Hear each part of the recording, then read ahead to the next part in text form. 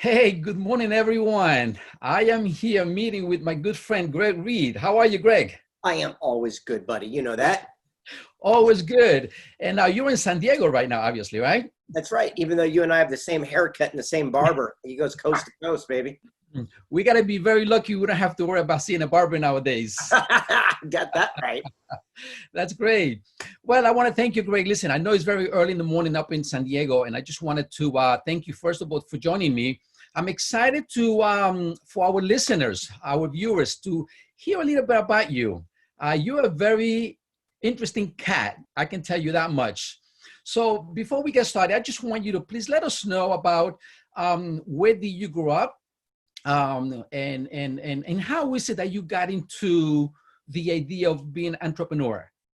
Wow, trying to go a throwback. No one's ever really asked me that question before. So, hi, everyone. I'm Greg. I'm in San Diego, California, a little beach community called Carlsbad. Born and raised my entire life, West Coast.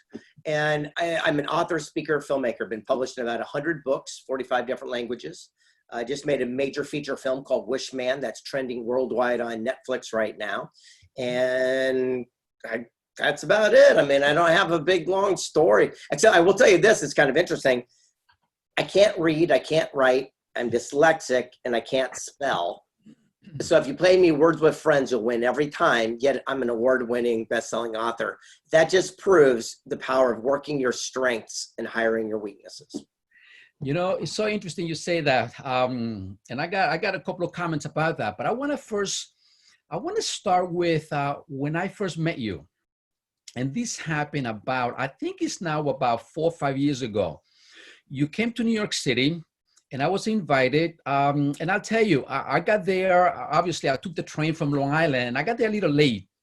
But as soon as I walked in, there were quite a few people in the room, and there was this guy, very colorful, beautiful jacket, and I'm saying, well, who is this guy? I had no idea what I was coming for, and I'll tell you that as I listened to you, Greg, you really spark a lot of ideas in my brain, and I said, I gotta shake this guy's hand. So at the end, obviously, I went to meet with you, introduce myself, and you know, it made so much sense on the things that you said.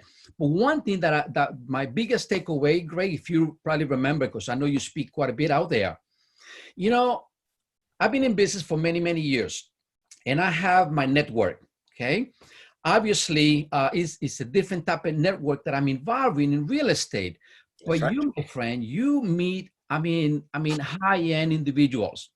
And you said something that evening, and you says, you know, if you only knew that the most successful people are willing to help you and share with you. That's right. And that's when it dawned on me. I said, well, how is that possible? And at the time you were promoting your program coming up called Secret Knock. And I'm saying, what is that program about? And then you went ahead and explained how you invite some of the high-end individuals, some of the great minds. And I'll tell you immediately, I says, you know what? I got to do this. I registered. Not only I registered, but I registered my entire family, my wife. You brought the whole clan out. Are you kidding me? So here's what's driving me nuts about this industry. There's so many authors and speakers and coaches, and they're just talking their ideas and perceptions. And I said, what if we did an event where we actually brought in the human who did what everyone else is talking about?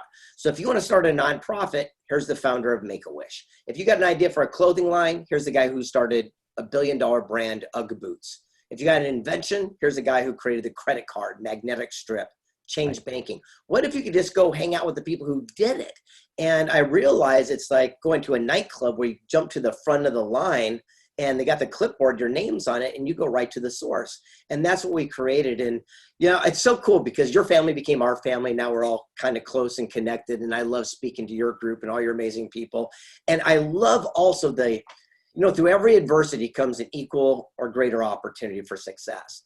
And even with the shift and the switch up that you guys have been going through back there, still the cream of the crop rises to the top. And those people still are going to have an amazing opportunity, those who stick and stay the course and understand the power of not giving up before the miracle happens. Very, very true. You know, so when I went to Secret Night, obviously you held it in San Diego, right? Beautiful San Diego, beautiful place. And the first person that I met there was Ron Klein. Oh, there you go. I'm not the tallest guy, and I felt like a giant standing right next to Ron Klein.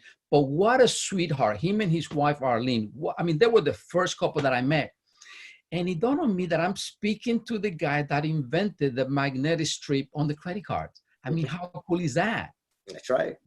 And So, and what's neat about that story is that when we asked him, you know, what was your greatest creation? Because he also created the MLS, multiple listing service for real estate, automated New York Stock Exchange. And he said the credit card thing was his easiest creation because there was a problem and there was a challenge and he knew there was a solution. So back in the days, you'd go to a big department store and they gave you a plastic card with raised numbers and letters. They would check that card against a list of numbers, and if it wasn't on there, you had good credit and you could leave with your dishes. Right. And they knew there was a way to put smarts in the card, and there was reel-to-reel 78 tapes back in the day. And he took a strip of that magnetic tape and put it on the back of the card, and then he had to create a validating system to read it. That is why when you become the human motor, like on the reel-to-reel tape, when you're sliding that card, you have to get that right speed because you are now the motor for that tape that's on the back of the card today. And he says, first there's a dream, then there's a solution. Most people get caught up in the chaos in the middle part. And the idea is to keep your eye on the prize and never give up. Yeah, that's exactly right. You know, so I met them, obviously I met a lot of the people. I met Frank Shankwitz. I mean, I met so many, and I'll tell you, I was so grateful. I was like in my glory when I went to that secret knock, and I've been there a couple of times already. But I'll tell you, when I read the book, 3 Feet from Gold, I'm telling you, Greg, that did it for me, my friend. Holy macro. What, you know, there are so many messages that if you miss it, you may miss the opportunity. I mean, I love the fact that you really went out there and you interview people everywhere. So can you tell us what drove you to do that? Well, absolutely. So in 1908, Napoleon Hill, the guy who wrote Think and Grow Rich, was given a letter of introduction by his mentor, Andrew Carnegie. And he went and sat down with Einstein, the Fords, the Rockefellers, and wrote the 20th best-selling book. 100 years later, in 2008, the surviving family of the Napoleon Hill Foundation granted me that same type of letter of introduction. So I got a Willy Wonka ticket to meet all these amazing people.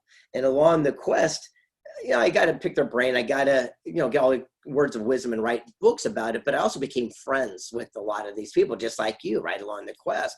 And I realized the people, that original statement you said, the most successful people are also the most available. Right. If you're brand new at something, you're happy-go-lucky, you're fresh, you're cool. If you're at the top of your field, you're happy-go-lucky, you're fresh, you're cool. If you're in the middle, you're a pain in the neck, you're filled with ego, you're edging God out. And I realize it's just as easy literally to jump to the front of the line and hang out with the people that are accomplishing what other people can only dream. Yeah. You know, and that I was listening to 3 Feet from Gold this morning because I knew I was going to be speaking to you. And I'll tell you, I came up with a few things. And let me just share this with you, and I'm sure you remember. The success formula. The sum of passion plus talent times association times action. That is huge. And I really appreciate, my friend, I mean, writing that book. Obviously, you wrote the book along with Sharon Lecter, which I love the idea of what she recommended to you, because you were putting all this plan together and you were interviewing more male individuals. That's right. And she me with a whole different angle. Can you explain a little bit about that? Yeah, she got all up in my grill. She goes, they're all dudes. She goes, where's the women at? So we opened up the door of opportunity. We started meeting with these amazing, iconic female figures. And it was really, really neat because it added a whole new dimension to our projects. And then afterwards, she even wrote a follow-up book called Think and Grow Rich for Women. And in that book, my former wife, Alan, which you're friends with as well, and my mom were quoted in that book. And how cool is that to have that association where it all comes back together? Yeah. So Greg, tell me, when you decided to get involved in writing this book and meeting all these individuals, okay, how successful were you? Yeah, up and down. It's kind of interesting. I was very successful before that book. And what happened is I bought a furniture store. Now, of all crazy things, a buddy of mine owned a furniture store and he made $1 gajillion. And I got greedy and I bought it with my own money, which I never do. I always use other people's money, but I was greedy on this one. I went all in and I bought this furniture store the month of the housing crash back in 2007. Wow. Things happen. Look, I could have done nothing different. I mean, I did all my due diligence. Everything was done. It just, things happen. And I just lost it all literally overnight. And I was at this point where I said, well, I got to go start another business and build up my money again or get a job or whatever. And that's when Napoleon Hill Foundation called and gave me this opportunity. But the deal was I had to work for free for 3 years and travel around the country. So I hawked my Rolex watch. I still don't even have one. I voluntarily repoed my 2 Mercedes Benz. I just sold I went all in. I was the first guy in San Diego to short sell a house. And I just said, I'm going to go for a ride. I go, I can always get stuff and money back, but will I ever have this opportunity again? And for 3 years, I went around the world on nothing, the fumes, and I interviewed these amazing people. And I realized that this is the craziest thing. Everyone has the concept of creation, what they want. But majority of the people surround themselves with people that they have influence over rather than people they have respect for. Right. If you surround yourself with people you have respect for, not just people you have influence over, your life will change accordingly. Yeah. And what you understand is not only did we glean all this information from these people, we actually applied it and went back and we built up a fortune 10 times what I had before I started. Amazing. Amazing. So tell me here now, Greg, you know, obviously you have met so many interesting people. I mean, I was just on the line there with you. You did an online Zoom meeting and a 3-hour session. You had a lot of great speakers. And one of them was Brian Tracy. Oh, yeah. This guy is an idol for a lot of entrepreneurs. So you have learned many lessons. Now, you know that people that are watching this video here, Greg, sometimes they do not know how to get started. And even those that are already, 5-10 years into their career. There's a quote that you have in the book, okay? Most people seek opinions rather than counsel. Right. And I think that is where the problem lies, in my opinion, because I've seen a lot of successful individuals out there that sometimes they do not seek that counsel. They don't get that mentor, that coach. Can you speak a little bit about that? Yeah, successful people seek counsel where failures listen to opinion. Opinion is based on ignorance, lack of knowledge, inexperience, like maybe a family friend who's never done what you're about to venture upon. Counsel is based on wisdom, knowledge, mentorship. If you go to a family friend and say you're going to write a book, they might talk you out of it if they've never written a book themselves. But if you go to Jack Canfield, who wrote Chicken Soup for the Soul, he'll say, sit down. Before you get started, here's what you need to know, and give you counsel based on wisdom, knowledge, mentorship. If we would spend our activity only seeking counsel and ignoring people's opinion, that's the day your life would change. So the big question keeps going back to surround yourself with people you have respect for, not those you have influence over. Yeah. Would you agree that quite often people do not seek for that counsel because it costs money and quite a few people are not willing to invest? What would you say about that? Yeah, possibly. I think majority of it's fear. And it's not the fear of success or the fear of failure. It's the fear of criticism, fear of judgment. They might not see themselves good enough, or, I always call it a bad case of the one size. That means I'm going to take action once I get the kids out of the house, or once I get the big break, or once I feel the right thing, or once I get the fancy suit. And the timing is never perfect. The best time to take action is now. Look, 80% of every single thing we need is already within our sphere of influence. Yeah. So we're waiting for that perfect time to call them. You went to that networking event, even though you didn't want to. You met the person, you put them in their phone and stored them, and you're waiting. Guess what? Everyone's sitting around right now. Today's the perfect day to call out and reach out and say, what are you up to? How are you handling things? How can we collaborate? What's going on? What's your vision? Today is the best day, because today your time is now. That's very true. Yeah. Greg, what drives you? What drives you? It's funny. It changes. Happiness is a moving target, right? So when I was a kid, I had a bucket list, 80 items I had to do before I died. And I accomplished every single one of those. And then I realized, do I do a new bucket list? I said, nah. I go, I was trying to find out what my 8-year-old kid wants. And we made his bucket list and started doing it. I heard And that the other day. Yes. yeah, and it's much more enjoying helping him fulfill his goals and, check things off his box more than I get out of my own. Right. So that's kind of what's driving me right now, is to find out what other people want and help them give it. Got it. Now, obviously, you wrote. You guys did a movie, Wishman, with Frank Shankwitz. Right. What triggered? I know that you were behind the scenes on that. Actually, were you one of the producers actually of the movie? I made the whole thing, so I made it. Right. Yeah. So, what was the idea of you writing this film? Obviously, the story of Frank Shankwitz is unique, very different, one of a kind. So, what drove you to get into that project? Because it's a great movie, by the way. Well, thank you very much. Yeah, I was interviewing for one of these books. And at the end of the conversation, I said, "What's your wish?" And he says, "It's funny, no one's ever asked me." I says, "Well, I'd like to be the guy that grants the wish of the founder of Make-A-Wish." And he says, "Well, I want my story to be told, so my grandkids know I did something." Oh my God. So he signed over his life rights. And I said, "Well, I'll make it into a major feature film. The only problem is I've never made a feature film."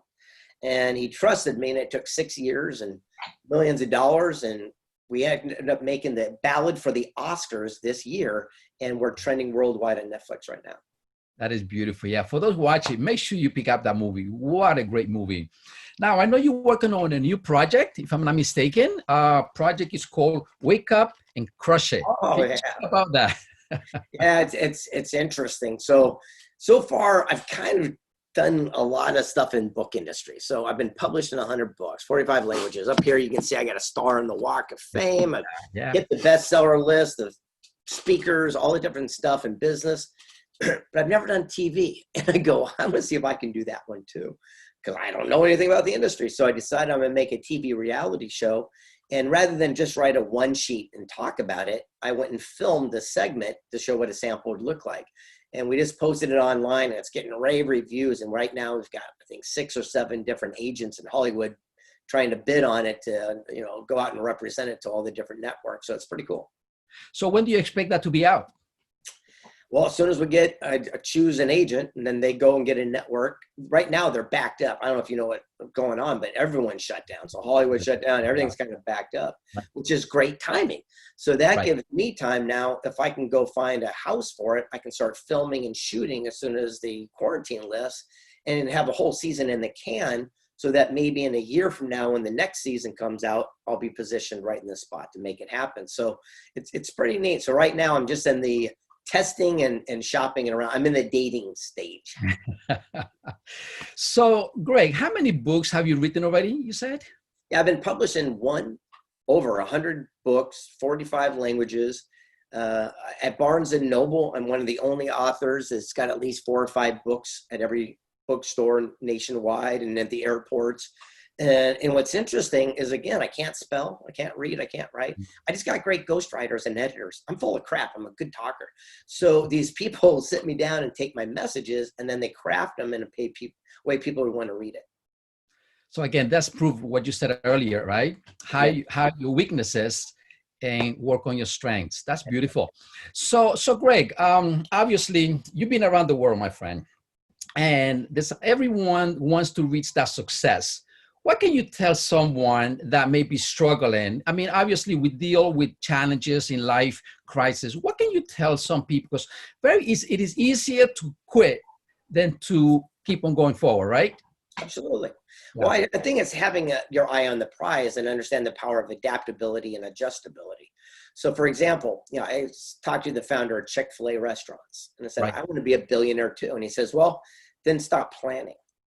I go, what are you talking about? That's what we do. And he goes, well, last year you had a master plan. I go, yeah. He goes, how did that work out for you? He goes, nothing goes as planned. He goes, look, if I want to get to the end of the street and I'm on my sofa, I have to get off my backside and take action and move towards that goal. Then the universe will start giving you the answers, and look for unexpected opportunity. Did a kid leave a skateboard or a bicycle out to make my journey short?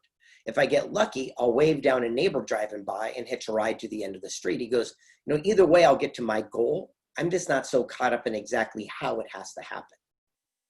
Wow, that is so cool. Going back to the books, out of all the books that you've written, which is your favorite book? Which is Yeah, the one that really appealed to you the most? pick your favorite child, right? So I would say probably my first book. It was called The Millionaire Mentor, and I'll tell you why. I Mm. was turned down by 268 publishers, agents, and printers in a row. And the 269th one said, we'll do your book, but change the title, the beginning, the middle, and the end, because I couldn't write. And I got my first ghostwriter, and they crafted it in a way people want to read, and it went on to become a global sensation, multiple languages, where even the president of the United States wrote a letter of commendation based on the work. So I think Wow. if I would have quit after 50 or 100 or 150 or 212 or 206, I wouldn't be here today. And so I think that's the most profound project I did. You know, that, and in my opinion, I think that's really where most people will fail because it is easier to quit. So over 200 people said no to you, right? And that's the story of 3 Feet from Gold. You knew Yeah. what you wanted, but you kept on going. So what would you tell someone Greg, that quits too soon? What would you tell someone that usually tends to quit rather than keep pushing? Yeah. There's the funny thing is I'm not a therapist. I'm not a life coach. I'm just a regular guy. It's a shame when people give up before the miracle happens, but we don't have a crystal ball to Right. look back and know what would have happened. So I really don't have that answer. The main thing for me is to follow your knowing, not your hope or wish or belief or trust. It's what you know, like in your heart of hearts. So the bottom line, if you're working on something and you go, gosh, I'm swinging for the fences, I hope this works. Let those only happen once in a lifetime. But if you go, oh no, I know I'm on to something. No, I know this will work. Like when I kept getting rejected from my first book, I knew I had a good idea and I knew I had a good project. I just wouldn't let other people talk me out of it. When we did Wishman, we were turned down by every star in Hollywood. We were turned down by every distributor in Hollywood. We were turned down by nobody believed in us. Nobody. And finally, after trials and tribulations of getting great mentorship, seeking counsel and not opinion, I sat down with the founder of Showtime Television. And he goes, Greg, this is what you want to do. And he gave me the blueprint. And that's what we formulated and created what we did today. And Wow. it would have been really easy at that moment. It was like 268 rejections. And I kept going, no, I know I'm onto something. Everyone told us to change the script. Everyone told us our actors wouldn't work. Everyone told us we couldn't use a first-time producer, a first-time director, first-time writer. But I knew we had something great. And you've seen it. It's spectacular. So Oh, sometimes when you know in your heart of hearts, right. that's when you don't give up. You know, sometimes, we talk about believing and knowing. It's like you believe you're going to date that young lady, but when you know you're going to marry that young lady, it's a whole different mentality, right? It's a whole different feeling. Oh, yes. That's a completely different thing. It's that commitment. It's that burning desire. So all I can say is that when you know you're onto something, don't give up. Just adapt and adjust and find another way. In the book, you call it stickability. Yeah, and I did a book called Stickability. Mm-hmm. And the idea of stickability is there's a dream, there's a challenge, and then comes victory. It's like skiing. Look, if I'm on top of the hill and I want to get to the clubhouse, my stickability is I'm not going to give up till I get down to that clubhouse. I already know there's black ice and moguls and snowboarders and trees. So when I fall down, that's part of the process. I'm just going to keep up and go a little slower, go a different direction until I get to my goal. Other people, as soon as they fall down, they blame the world or that person who cut them off, call ski patrol, and they quit and get a ride down. And that's just not my mentality. Mine is I only say yes to something that I'm going to see through from the very beginning, and I won't give up before that dream comes alive.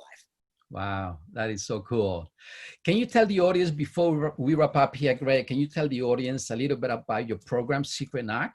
The one that you do like once, twice a year, usually? Yeah, Secret Knock's kind of weird, right? I mean, it's hard to explain until you go, but we're the greatest event you cannot attend unless you're invited or you hear about it through one of our circle, which you're hearing about now. You go to secretknock.co. We left the M off so people couldn't find us, and they still did. We're rated Forbes magazine, Inc. magazine, entrepreneurs, top business event in the entire world for business leaders. And the whole idea is our mentality is just be cool.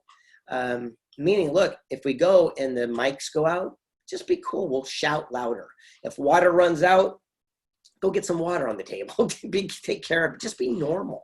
And these are the type of people we attract. And these are the people we invite to our sphere. It's expensive to go. The way it is, it's like $3,000, and we won't even tell you where it is or who will be there. Just so you know, you just have to trust us. We tell you the city, the state, and the date, so you can book your flight, but that's it. And we'll recommend hotels you stay in. And then right before the event, we say, here's the spot.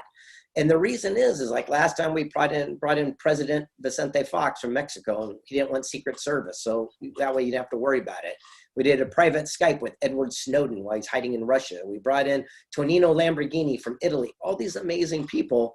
And they just want to make sure that people aren't bombarding them that are outside our sphere. Yeah. No, that's great. Well, I'll tell you why, though. I'm a witness. I've seen it a few times already, and it is, my God, mind blowing. Oh, I'll tell you.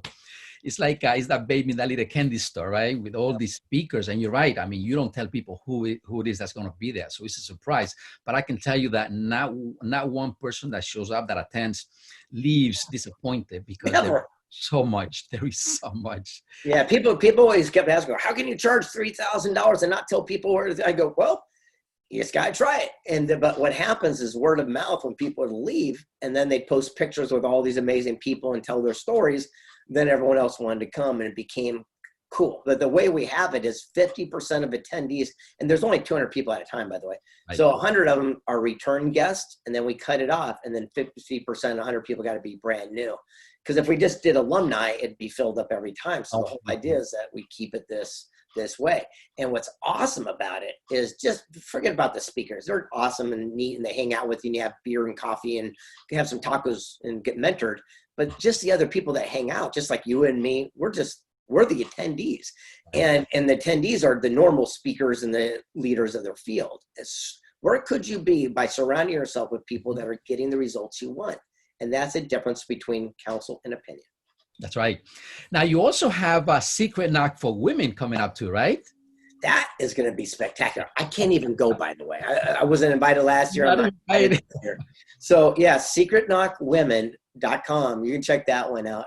It's my gal, I call her Shannon Parsons. She's my secret weapon. She runs all my businesses. So I run 6 corporations. They all run through her. And what's interesting thing about Shannon is that she puts on this event that's just for women. There's no men bashing. There's no trash talking. It's collaboration. There's nothing held back. Imagine a collective where you get 100 or 200 women together of like mind and say, look, I'm working on this project. And they actually open their phone and go, oh, you need to call so-and-so. And they do you a connection right there on the spot. Last year, it was sold out, standing room only. This year will be the same. It's going to be November, I think 13th in California. I don't even know where. True story. I don't know who's speaking. But last time, the people they had was General Marta Carcana, the first female Hispanic military general in history. Olympic champions brought in their gold medals. They brought movie star. I mean, it's insane the people she attracts. Yeah. Well, I'll tell you, Greg, I want to thank you, Greg, for sharing this information. I'm sure that everyone that's watching this, or that will watch this in the future, is going to get, some golden nuggets, like you call it, right? And I do know that if anyone decides to plan the trip and go to Secret Knock for women and also for regular attendance, I'll tell you, I mean, they're not going to be disappointed. I mean, because my kids still talk about it, to be honest with you. Well, I thank you, and I hope to see you in September again, because we had to postpone this last one because of the situation till September. It's going to be September 2nd and 3rd, and all I can say is I'm bringing out the big guns. I mean, big guns. If you're going to go to a Secret Knock, this is the one that you want to go to. Yeah, it's pretty crazy. We're pretty sold out at the time. We got a new location, so we can add another 40 people. But it's going to be pretty incredible. I mean, this last 2 weeks ago, we had the founder of Showtime, the founder of the E! Entertainment Network. We had the inventor of Pictionary, the board game. We brought in all these amazing people, and the folks I'll be bringing in September will absolutely blow your mind. And last but not least, remember this, like Les Brown says, we all got greatness inside of us. And through the situation that we're all going through right now, we realized there's a bumper sticker that said, what would you do if you couldn't fail? Throw it away. Here's the question. What would you do the moment you stop worrying about what other people thought? And the big news flash, no one's thinking about you. They're dealing with their own situation. Right now is that perfect time to start picking up the phone. Look, you can send emails, but right now you're at home, you're a captive audience. This is the perfect time to start calling all of our past clients that we've had over the years and say, hey, listen, I know things are strained. When things pick up, you're thinking about putting your house on the market. Do you know someone that is considering it? Hey, by the way, just so you know, I'd be happy to come out and give a free appraisal, whatever it is. But right now is the time to start making all of those connections and laying the foundation. Because if you wait until everything gets going, people are going to be caught in their own way. Right now is the moment you start filling all your dance card for 2 or 3 months out from now. So when that time comes, you're being kind today for your future self. That's what all the leaders I know that are doing right now. We're not thinking about today. We're saying, how can we be kind to our future self? How can we have the most kick-ass, July and August we've ever had in our life? And that's the mentality right now, especially in real estate, is the ultimate time. You have the godsend on your hands. Take advantage of it and start reaching out. Well, Greg, listen, you know what? I really appreciate your time, my friend. I know you're a busy guy. You got a lot of things to do, but listen, thank you so much. I invite everyone to please take a look at Secret Knock. It's a great program. You will not be disappointed. Greg, once again, my friend, all the best to you, and we'll see you soon, okay? Talk to you soon, brother. Bye. Thank you. Take care of yourself.